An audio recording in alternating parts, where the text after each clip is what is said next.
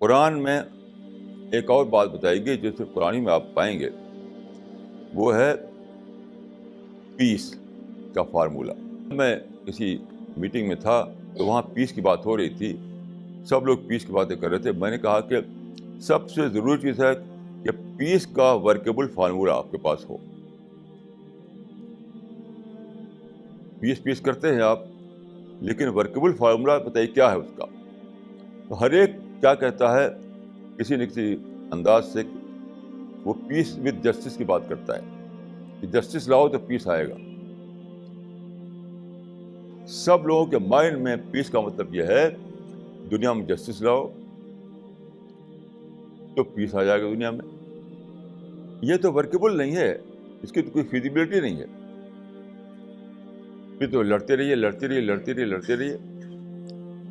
قرآن میں پہلی بار ایک ورکیبل فارمولہ دیا گیا، ایک فیزیبل فارمولہ دیا گیا پیس کا. وہ کیا؟ وہ یہ الصلح ہو خیر. یعنی سب اس کو میں نے ڈیٹیل میں لکھا ہے اپنی کتاب میں کہ قرآن کا جو فارمولہ ہے پیس کا وہ یہ ہے کہ اسٹیٹس کو ایکسیپٹ کرو تاکہ پیس قائم ہو. جو بھی اسٹیٹس کو ہے آپ کے وقت، لوگوں کا کیا طریقہ رہا ہے، سب لوگوں کا اسٹیٹس کو چینج کر کے سمجھتے ہیں کہ پیس لاؤ. اسٹیٹس کو چینج کر کے جسٹس لاؤ تاکہ پیس قائم ہو. یہ سب کا فارمولہ ہے.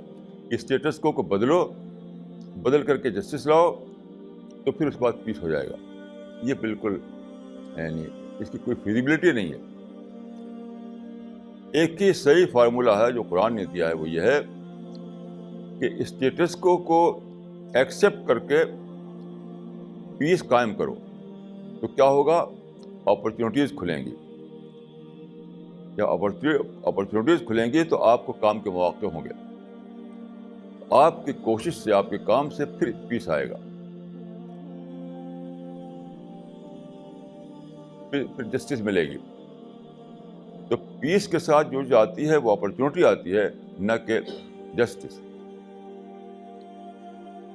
یہ فارمولہ قرآن نے دیا اور اس کے رسول اللہ صلی اللہ علیہ وسلم نے اس کو عمل کر کے دکھایا.